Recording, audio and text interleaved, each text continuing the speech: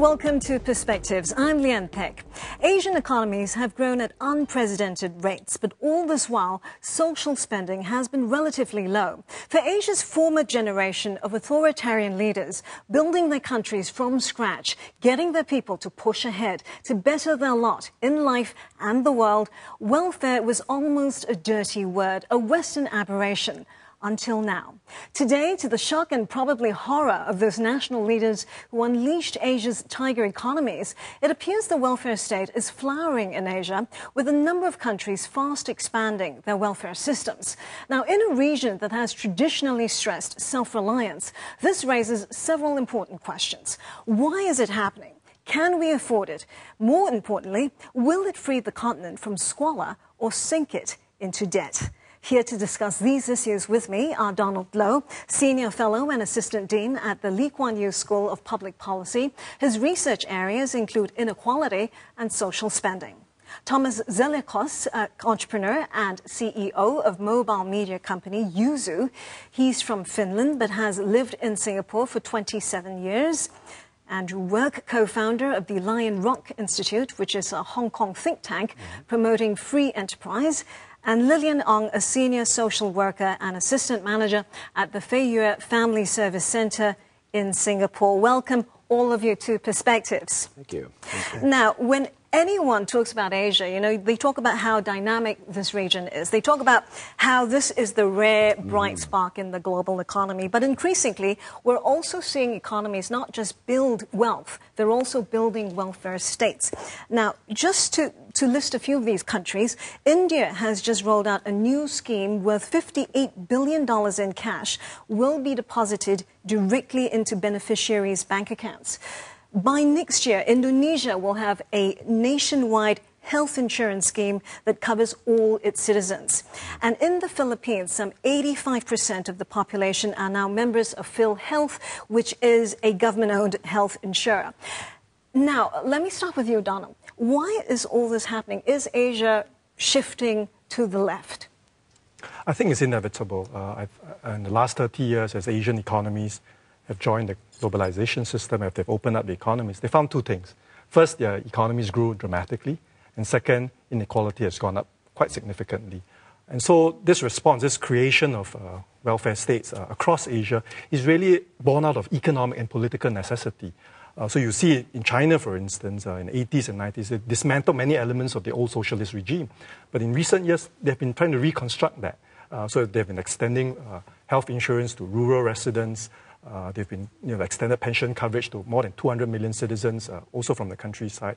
The second factor, as you mentioned in your opening, has been democratization and political liberalization. As countries like Korea and places like Taiwan, as they democratize, as they open up their political systems, popular pressure has been translated into increasing demands for more social spending, whether it's in healthcare, whether it's in pension coverage, and also education. Don't forget education, which is one of the big drivers of Asia's growth.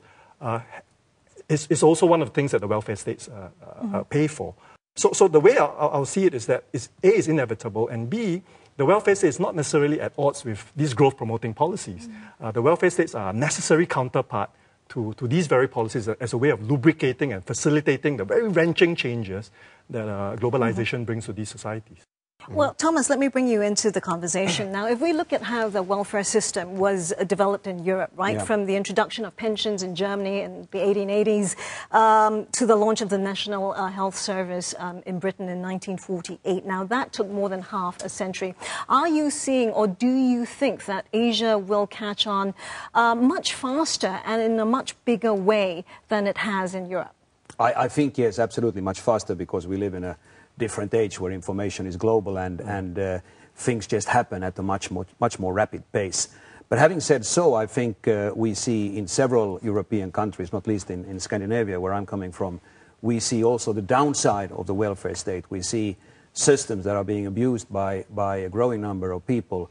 And I think Asia needs to be very, very careful in how it implements the welfare policies. And I think it also goes back to the issue of how do we really define a welfare state? If we define it as a state that gives equal opportunity for people to grow, then I think that is something that everybody needs.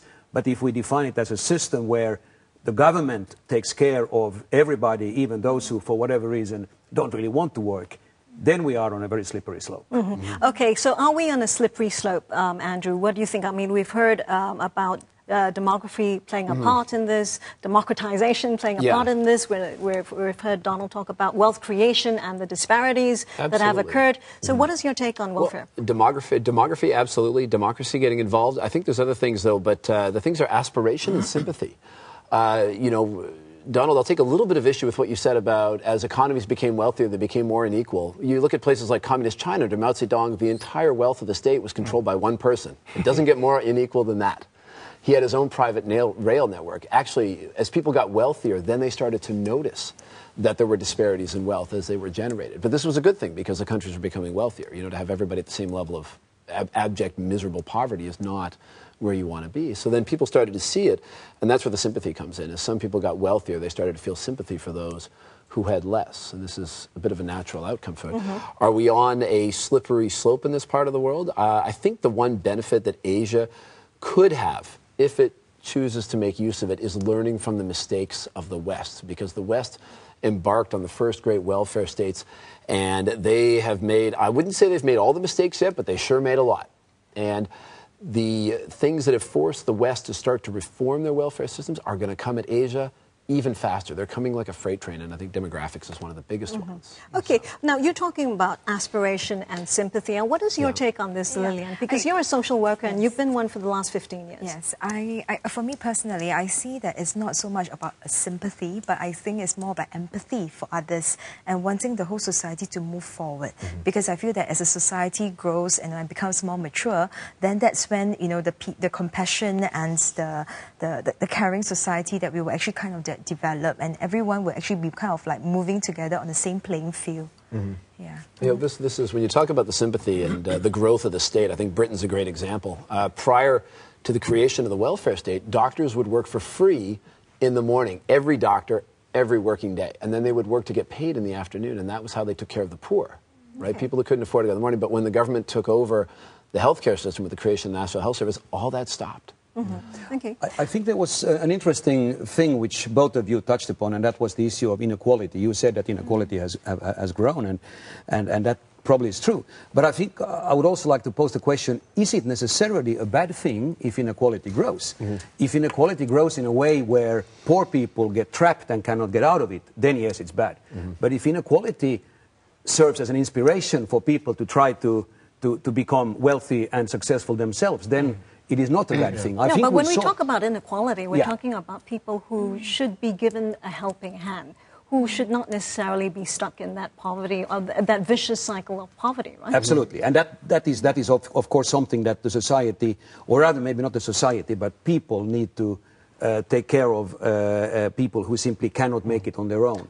But when Andrew talked about the doctor who did sort of welfare in the morning and then worked in the evening, now if we went back to Europe and we saw how some politicians say that growth is necessary to pay for healthcare and other goodies, so you develop and you work and you be productive, and that sort of funds welfare, etc. Now, Andrew, your think tank, the Lion Rock Institute, I mean, you ran a conference which was titled "How Welfare Populism Destroys Prosperity." So obviously you think that is going to be, it's going to scuttle growth. Is that right? Yeah, and I think that's an important point to make, because I think some people, they get enamored of the idea that welfare states can somehow lift people out of poverty.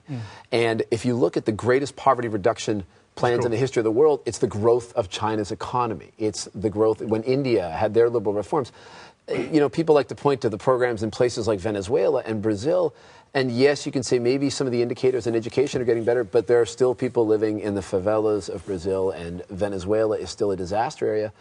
You know, giving people a helping hand from time to time does not help them nearly as much as creating opportunities.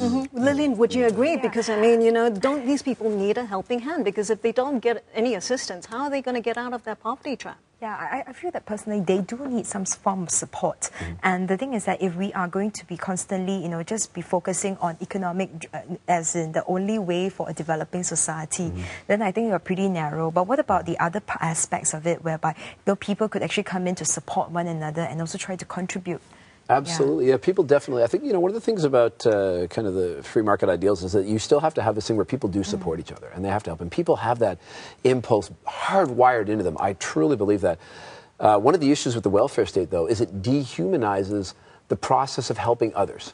I pay my taxes, the money disappears, and hopefully a bureaucrat will make sure that somebody gets help. But it's better if it's in charity, if it's in our local communities. Would you agree that welfare dehumanizes the process of helping each other? That sounds really extreme. I mean, it depends on the nature of the welfare state, the language that is used, the way policies are designed. I think there's a big, I mean, you can have bad welfare states and cleverly designed welfare states. Right?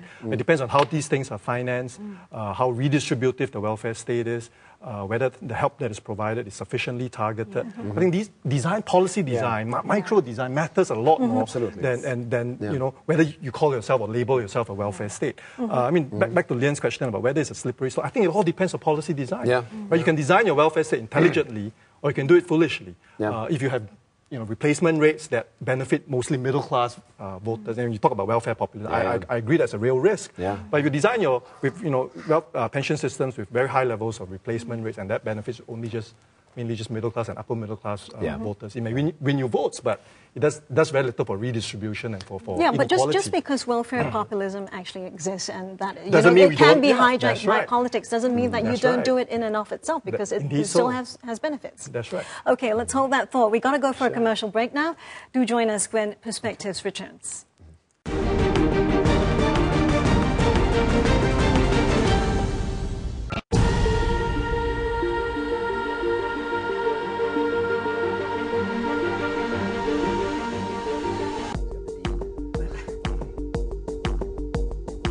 Welcome back to Perspectives. Now, we were talking about how welfarism can actually cross the line into welfare populism. And, we're actually witnessing here in Asia a lot of new assertive opposition parties. I mean, they're showing that the distaste for welfare, right, as espoused by the authoritarian leaders before, is no longer shared by the larger population. That, now as things get more democratic, there's more pressure from the workers placed on the state to look after them. The question is this responsible? Because we also saw in Malaysia during the recent elections how the opposition party was really promising, hundreds or tens of millions of dollars in handouts, and of course the ruling party then matched that. Is that responsible behavior, you think, on the part of governments and opposition parties? Yeah, I think Asian governments need to think very carefully about how they can target their welfare spending a lot better. A lot of the indiscriminate spending in Asian countries like Indonesia, Malaysia to some extent, agricultural subsidies in India, these don't really benefit the poor. They benefit middle-class voters, and because they benefit middle-class voters, it is populist, right? It is a vote winner. But in terms of reducing inequality, they're not the best means of doing so. So as Asian governments construct their welfare states, I think I wish they'll pay a lot more attention to how they can channel their subsidies to those who really, in areas which reap long-term benefits, right? So in areas like education, in areas like healthcare, public health in particular. In Singapore's context, public housing was a big way in which we distributed and spread the fruits of growth.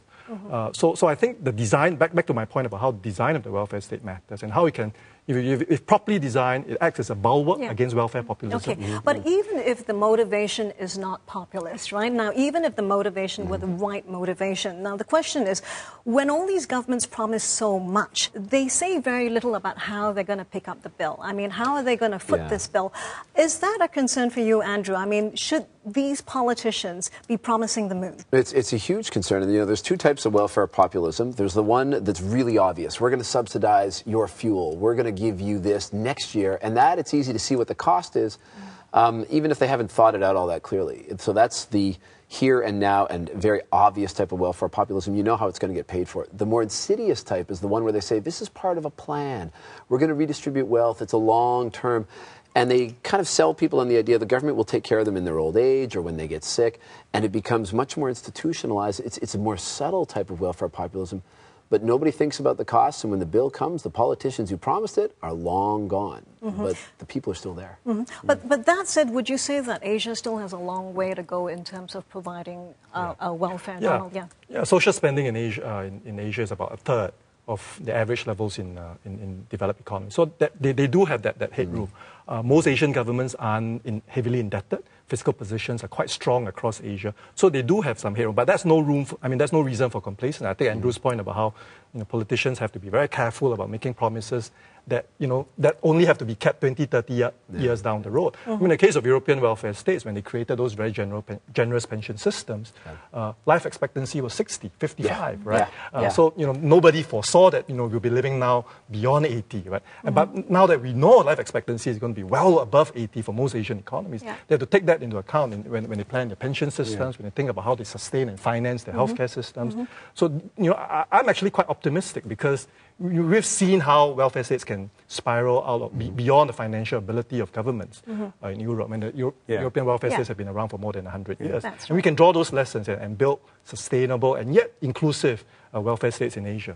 How concerned are you? I mean, looking at Greece, looking at Portugal, looking at Spain, the fact that, these welfare states which came out of, being basic safety nets after the wars, after the Great Depression, being all well-intentioned, doing the right thing for the people, then over time become, the proverbial sort of crutch for people who can't let go of these benefits. Well, that's exactly the issue that you have in most European countries today. You have a majority of voters who, in one way or another, benefit from the welfare society, and therefore they have no desire to change it.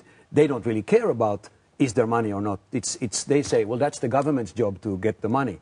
So you are really caught there in a trap that I think is going to be almost impossible to change for many European countries. And again, I think that is where Asia needs to be very careful in how far down the road do you really want to go. It's not just about can we afford it, but it's about do we really, as a society, should we take care of all these things, or should we narrow it down to certain aspects, which I think Singapore, for example, has done very well, and leave the rest to the people to handle themselves. Lillian, should we take care of all these things? I mean, you operate at the grassroots level. I mean, how do you see people responding to welfare? I mean, do they cultivate some sort of dependency on handouts and benefits? Yeah, I think that generally for people, right, it's actually not easy for them to actually approach someone to actually take care of their basic needs, especially those who are suddenly unemployed or have got some medical condition, and it's not easy for them. So I think that generally it's like, I want to be independent. That's the general attitude. And they just basically need some sort of form of support for short term.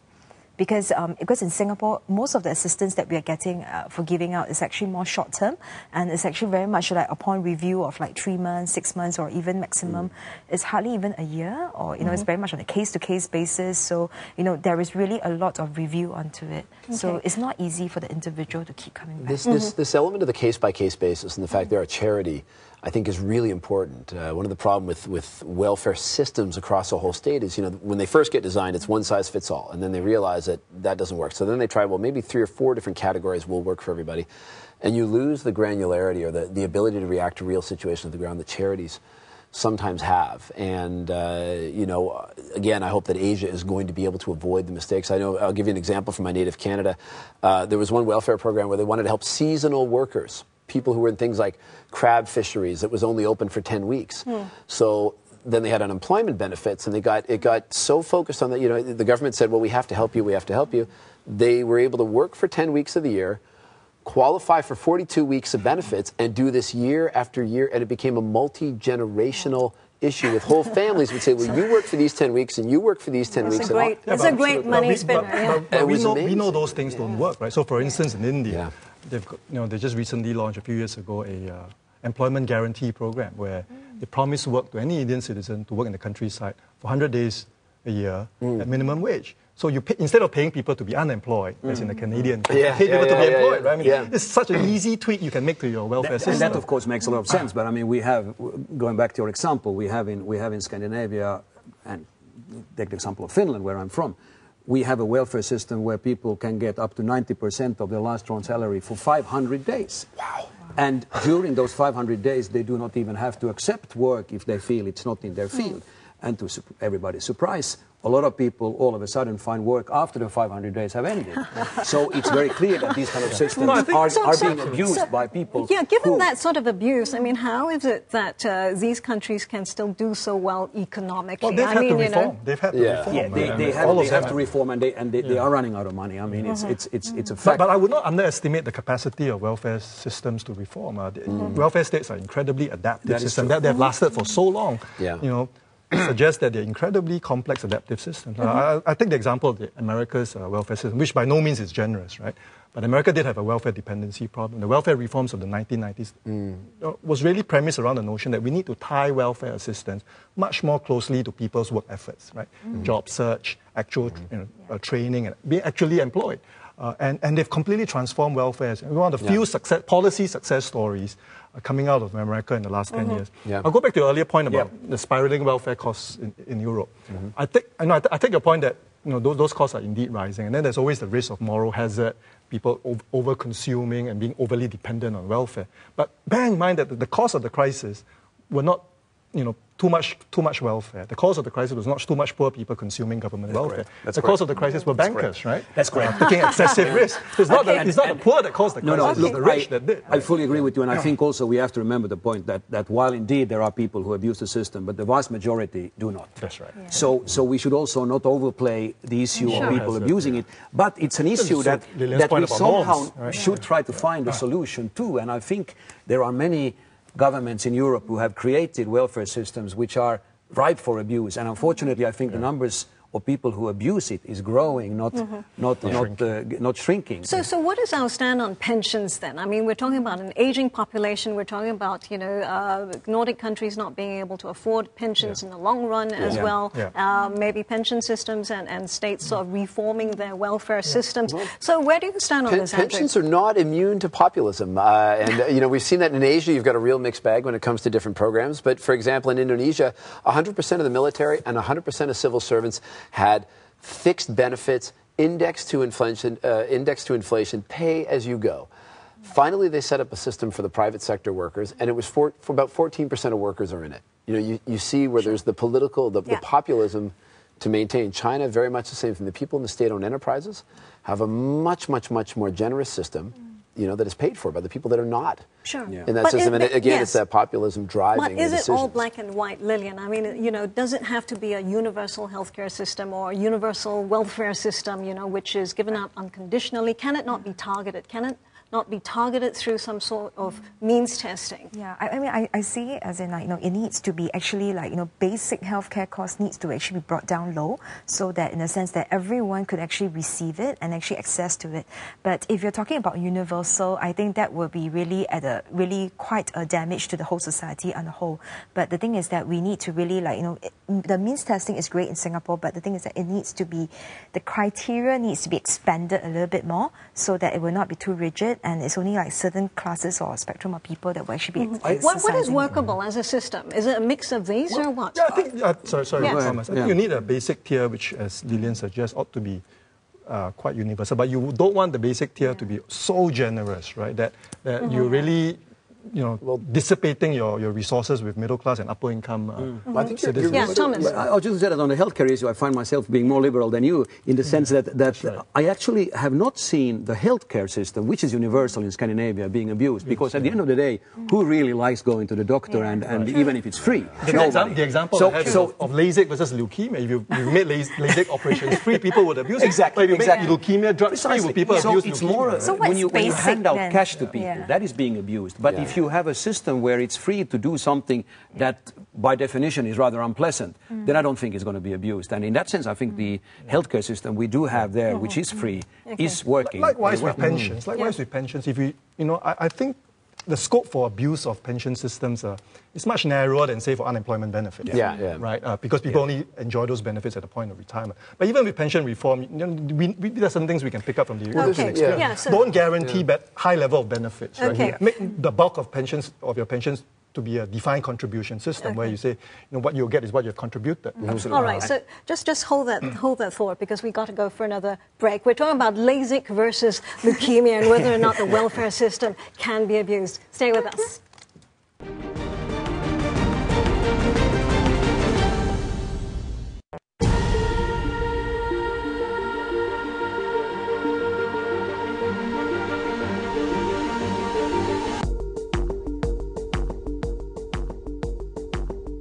Thanks Thanks for joining us on Perspectives Now. We were talking about the thorny issue of healthcare, and we know that people always want the best healthcare, but they always want to pay as little as possible for it. Now, we know, of course, that 90% of beneficiaries in India and Bangladesh, for example, they use their social pensions to fund their healthcare needs. Of course, across the rest of Asia, I think a lot of the welfare that goes towards healthcare is very minimal. So the question again is, who's going to pick up the bill? Should the government be leading or driving this? Donald. I think governments will have to pick up a significant part of the tab, partly because healthcare costs, to a large extent, would be unaffordable for many households. But of course, you don't want to do it to the point where you erode incentives for people to look after their own health, for people to stay healthy as much as possible. The other risk, of course, which Andrew has mentioned, is that as healthcare benefits become more generous, increasingly you will have to find other ways to ration. If you don't use price to ration, queues would appear. Yes. Queuing is nothing but rationing by ordeal, right? So that's the reality of healthcare. The more widely available, the more affordable it becomes, the more likely people will consume it. So you want to find the right balance between individual incentives and providing a certain degree of social protection, social insurance. So should governments be regulating this so we don't have long queues forming, putting pressure on sort of Asian hospitals' infrastructure, which isn't equipped to cope with, increased patients when they're given a lot of health care? Or should the government be just taking a step back and not doing all of the work? It's very difficult because, people incur over 50% of their healthcare costs in the last 5 years of life. Healthcare costs are all about extending life at the end. That's when it gets really pricey. And of course, the time you should be paying for it is when you are young and paying into a lifetime plan. So the cost at the time does not become impossible. But when you're young, you think you're going to live forever, so you don't want to pay. And this is where there's this huge disjoint between these things. And these life-saving technologies, there's new ones coming on, and they are expensive, and people will demand them because the most powerful impulse people have is to live. And so there's this huge disjoint between when you should be putting money in and when you are going to incur all the costs. So do we agree that it should be a co-payment scheme? It should be a contributory sort of pension scheme or healthcare scheme that people voluntarily put into and maybe slightly funded by the state?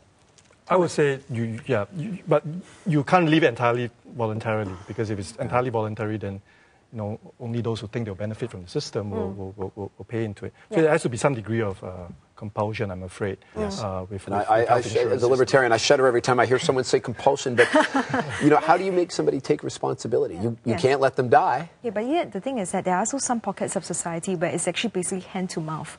So for them, health insurance is practically impossible. So for that group of people, the government really, the state really have to pay a lot for it. And also the expand in terms of the standardized drugs or standardized treatment, that can also be expanded so that they can actually experience a bit better treatment for them. All right. Let's move on to another form of welfare, and that is unemployment benefits. Now, we know that according to the International Labour Organization, less than 20% of all workers in Asia are covered by some form of unemployment security. Now, South Korea and Taiwan basically led the pack. They were motivated probably by the Asian financial crisis, and the governments then probably didn't have the heart to really leave their jobless masses to their fate. Do you think that was the right thing to do, to put a floor and to try to help these people who lost their jobs as a result of the crisis? Yeah, I think so. I think particularly in times of crisis, governments have a particular role to play in terms of providing some form of income support. I think the trick to do that is use that time when people are unemployed, use that as meaningfully and as productively as possible. I mean, I like very much the Nordics' active labour market programs, where if you're unemployed, you are required to attend these, whether it's training programs that will help you transit to the next job, and they're extremely aggressive in doing so. The American experience too has been, we may increase our welfare assistance, but there are going to be a lot stiffer work requirements attached to it. So you pay more, but you demand a lot more from the recipient as well. So a bit of this paternalistic hand-holding may be necessary. Yeah, Thomas was talking about how people, are unemployed for 500 days to be exact, and then find a job on the 501st day. I mean, again, that is very prone to abuse, yeah, right? That's right. Yeah, I'm not so sure, with all due respect to the systems in Scandinavia, that they are really that efficient in practice. But the principle I very much agree with. To give people money to do nothing is disastrous. We as you certainly have read recently, there were riots in Sweden over the last week in some of the suburbs, and one study showed that in the main suburb where the riots were, 1/3 of young people between 15 and 25 were not working nor studying, doing absolutely nothing because they were living on social welfare. That is unfortunately one of the byproducts you get when you let people take money for basically doing nothing. So I think it's crucial when it comes to unemployment that whatever money is spent there is targeted at helping people to work and to find work, and not to sit there and get money for doing nothing. Yeah, I take issue sometimes with the idea that government supporting training programs, because in theory it sounds amazing, but in practice, when the government tells people what to get trained in, how to do it, they do a terrible job. And you see people take training program after training program after training program, and it doesn't work and they don't get jobs. The only place where you do see something like that works is Germany, because it's not run by the government, but they have a system of apprenticeship within companies. The companies say, these are the skills we need, we will invest in your training, and then because we got to hire people that can do that, and Germany can do that. Interestingly, one of the few places that doesn't have minimum wage, which in Europe, which is nonetheless, amazing, there's government subsidy involved in that kind of program. But the companies run. So I think that the point that Andrew makes, the general principle is a good one, which is that this is a problem that needs both the government's, a strong hand of government in terms of facilitating, paying for. But let's look at the society. But also a strong hand from businesses, right? True. But the there argument needs to be a market test. Sure. And the argument against sort of extending the sort of benefits to workers is the fact that it breeds a sort of dependency, it breeds a sort of entitlement. That's what we're saying. Is that what you see on the ground working with people? In Singapore right now, we do not have any unemployment benefits. I think that is a good thing because it. Nor do we have much unemployment. Yeah, and we do have, especially for some pockets, they do have actually maybe like structural unemployment. So what happens in the sense that there's actually training, so they need to be actively involved in the training. Then they are actually getting the assistance. So it's not like for a certain period of time you can get the assistance, and basically, if they're actually retrenched, there has also got to be a mindset shift in terms of to be open to training. So we're talking about that generation that has not exactly been getting much training to now, getting all the funding towards training. It's got to be, it's not easy for them because most of them maybe who have difficulties in terms of language, or even, or even the fear of the whole technology. So it's actually a lot of anxiety for them. But the thing is that they need to actually move slowly and progress together. I just want to highlight a potential downside, not just potential, probably a real downside to not having any kind of unemployment benefits, which is that then workers feel that all the bargaining power is with employers. I can't afford to be unemployed. So even if I'm in a job that I hate, right, I dislike terribly, I can't afford to be unemployed, so I'm just stick around, right? So you get a problem of disengaged workers, unmotivated workers. Well, having some form of unemployment insurance, for instance, for a limited period of time, actually help lubricates job search. If a person wants to move on to another job, at least he has some. I think we have got these schemes like transitional schemes. So I think the frame of it is actually got to be like transition. So we're moving from one point to another point. Because I feel that if it's going to be termed as unemployment benefits, it actually just gives the layman the impression that it's benefit. But can we come back to this merit or debating the merits of welfare, whether it's unemployment, whether it's healthcare, whether it's pension schemes?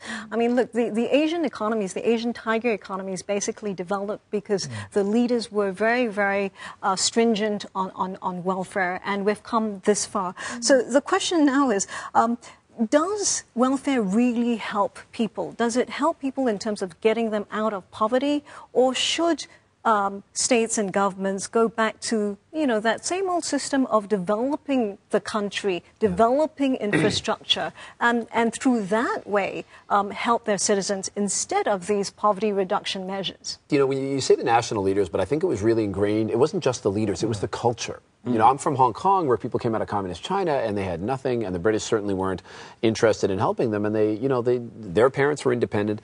It was hard, but then they were independent. But then when you start to get people hooked on it, the problem is, you want, ideally everybody can take care of themselves. If not, then you want to see their families look after them, then their communities.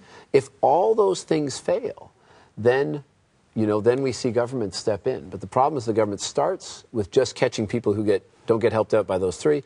But then they extend it, and they extend it, and they extend it, and then you have the culture of the previous generation. You said national leaders, but I think it was really the societies. They had the culture of, I only take it if I absolutely need it. But what comes later, as their children get hooked on it, it becomes to use by votes for the middle class. Then everybody gets it. Yeah, I think it was a culture, but it was also the leaders who tried to grow their economies to legitimize their positions back in the day. But coming back to really welfare programs and whether or not they're really going to help, a country's people or not. I mean, do we help the poor so as to help the country develop, or do we help the country to help the poor? I think that the way to see it is that growth and equality must go hand in hand. Even though Asian leaders were terribly against welfare, in the first 30, 40 years of independence, the fact of the matter is those Asian economies, particularly the Asian tiger economies, achieved growth with equity. And now the context has changed. Now the context is that with globalized capitalism, you have growth, but you have a lot less equity. So governments have had no choice. It's both born of economic and political necessity that they have to step in and provide greater social protection, redistribute a bit more at the edges. So I think it's to a large extent inevitable. The question in my mind is, can they do it intelligently? Can they do this sensibly without derailing their economic growth? And I think really the objective should still be the same, growth with equity. But because the context has changed, the manner in which government achieves that, which governments achieve it, it cannot be the old model of, well, just get the economics right, get growth going, and the fruits of growth will be distributed evenly. That's not going to happen anymore. And so growth with equity, is that happening in where you come from originally? Yes and no. I mean, I think if I may jump a little bit back to what you just were talking about, which was really about, whether we should have a system whereby you had the example of people transition from a job which they don't like. Well, then again, how do you draw the line? I'm not really happy with my job, so I would like to have a benefit to train for something else. But that money that trains you is being taken from people who pay taxes. I think the whole scope of paying people to either be retrained or to support them when they're unemployed is something that we have very few success stories of society showing that really has worked. Yeah. Okay, some pessimism there over the success of unemployment benefits. We've got to take another break now. Do stay with us here on Perspectives.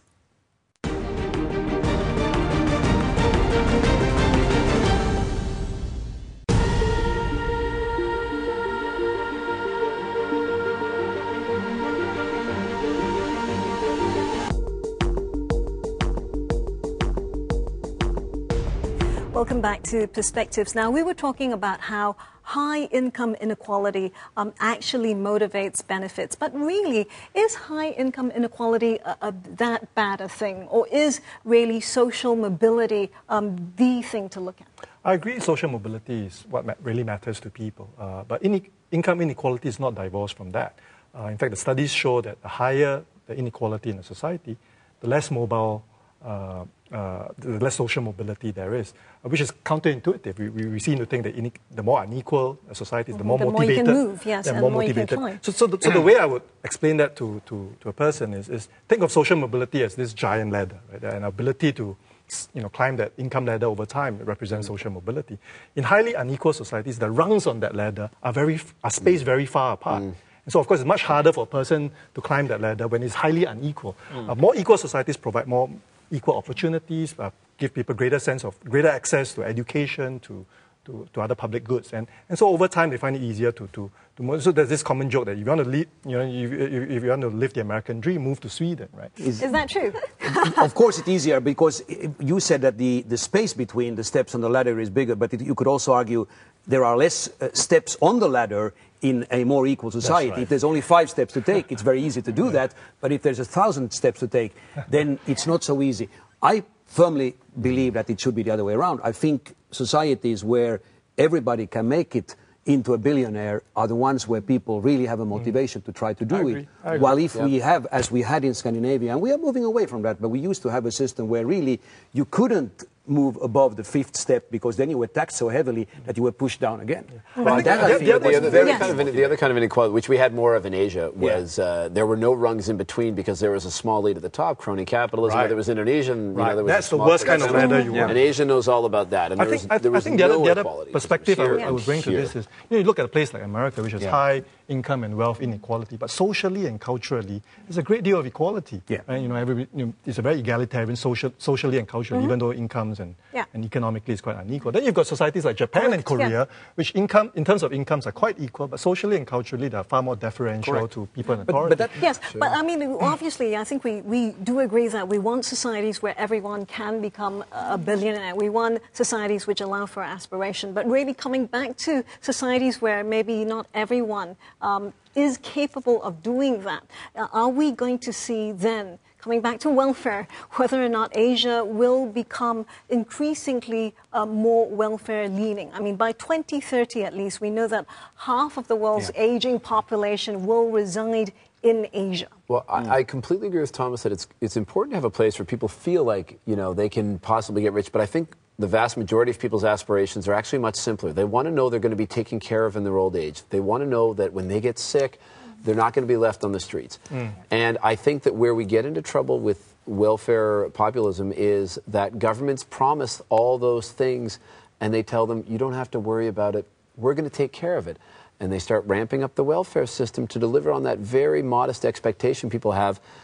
But then they're not there to pay the bills. They don't think about how it's going to get paid for. And the demographic time bomb is coming at Asia much faster than it came at the West. So would you say then at the end of the day, I mean, it really boils down to governments being responsible, that it's really as much about politics as it is about economics, that, they need to take responsibility for the budgets, they need to bite the bullet now, they need to plan ahead, they need to get the citizens to work harder, and they need to do the right thing now. I also think it's very much about social equality in the sense of respect for fellow human beings, because I think that's something which the US and Europe also has a great deal of. That's right. There is social egalitarianism. Exactly. There is the respect for people regardless of their financial status. And that I think we have, as you said in the example of cronyism in many Asian countries, that has kind of lacked in Asia historically. So I think that is also a very important factor to have that social equality. Social equality, Lillian. I was thinking that, that we actually need to also focus that not just on the economic side, there's also got to be that development in terms of the gracious and compassion in the society. So it's got to be like, government's got to be leading in terms of the spending, but yet at the same time to give self-help groups, the opportunity to come in to actually support the other groups of the less privileged in society. Lillian, I agree with you that we need a much bigger impulse towards compassion and being directly involved with people's lives. I don't think the government should lead the way, because I think the government will make promises they will not deliver on. People will get a false sense of security that the government will be there, and they won't. But I think their communities and their families, if we have that culture established, I think they'll be more likely to deliver on those promises. In terms of the attributes that you talked about that we wish for Asian governments, one more thing I'll add to your very fine list is, many Asian governments, Asian countries are still reaping the benefits of the demographic dividend. The young population, the baby boom that they had 50 years ago, that's now entering the workforce. And so, so they'll still enjoy reasonably good growth as long as the right policies are pursued. I would urge for governments in Asia to store away some of those surpluses that are being generated today, because there will come a time when that baby boom generation enters retirement. And so look at Singapore, for instance. In the 80s and 90s, we accumulated surpluses, locked them away, squirreled them away. Now we're confronting the challenge of an aging population. In terms of fiscal resources, we are not that strained. Right? So given that, there is no one-size-fits-all solution for all the countries in Asia, but talking about, this aging population, can we agree on certain guidelines that basically retirement ages maybe need to be extended? I mean, we look at the retirement age in China, 55. The retirement age in Thailand is 60, but you can draw down on your pensions at 55. I mean, that's got to change, right? Right, absolutely. It requires a whole culture shift, because we think about our futures in terms of living up to the age of 60. And we think about how we take care of people and our pensions and everything. But we need a culture shift. We talk about what governments are going to do this, governments are going to do that. As a culture, we have to say, what is it going to be like when we all live to 90? And we can't behave like we expect the government to take care of us. We have to say, we're going to have to take care of ourselves up to the age of 90. And this is one area where the Europeans have done reasonably well. I mean, over time, they've raised the pension. They were forced, but they were forced to do it at the last possible minute, and it's not enough. I think Asia has an opportunity to start saying to their population. People, we have to change But this. it's not easy. This is one of these rare opportunities where being a second mover is actually absolutely. an advantage. Yeah. So, I mean, how do we actually get it right? Because it's been said that, when you look at China and Indonesia or India, just changing or trying to sort out the welfare systems in any of these countries is tantamount to really trying to standardize the welfare system right across the European Union. I mean, it's going to be a very difficult task, right? It's going to be extremely difficult, and I mean, at the end of the day, of course, it all boils down to whether we're going to have good governments or not. Some of the countries have had very good governments, and I think that shows. Some have had less good governments. But I think, if I may be a little bit pessimistic, that we do have a populist movement that will drive reforms that to some extent I think will be harmful for the societies from a financial point of view. But I think that's just part and parcel of becoming a more wealthy society and growing. It just happens. Okay, talking about good governments, I mean, where do you think Asia or the giants in Asia should look to for inspiration? Well, I have always been telling my politician friends in Scandinavia about Singapore as an example of a country extremely well run. So to me, that is an example of a country that has been run very, very well historically. But we do have another dimension which we talked about earlier, the social dimension, which you also pointed out. And I think that maybe is an area where maybe Singapore has not been doing as well as in other areas. So we have different examples depending on from which angle you look at it. Right, so we're going to wrap now. A quick last word to Donald. What do you think are the consequences, right, if Asia doesn't get its welfare system right? I think the consequences can be quite dire. If they don't put their welfare systems on a sound financial footing, if they don't squirrel enough of their surpluses today to pay for the bills of the future, they might, as Andrew says, they might be making promises that they cannot deliver. Could potentially be a derailment factor for the high growth that they've achieved in the last 20, 30 years. Quick word from you, Andrew, on derailment. I think that in Asia, they have a chance not to repeat the mistakes of the West, and they don't have the luxury to make the same mistakes. The West got rich, and then it had the problems, and it is reforming. The demographic time bomb is going to hit Asia faster and harder. They can't make those mistakes, and hopefully they will learn and find a better way. Wonderful. Hopefully we'll avoid all the pitfalls which the West has slipped into. That's all the time we have, I'm afraid. I would like to thank all my guests here today on Perspectives. History offers many lessons for Asians on what to avoid. Can Asia leapfrog the West, learn from its mistakes, and come up with a welfare model that is going to be sustainable, that won't bankrupt the state or future generations, and ultimately benefit society? The jury is still out. If you have any views on the future of welfare in Asia, do log on to our website and share them, including in our poll. I'm Leanne Peck. Until the next edition of Perspectives, thanks for watching.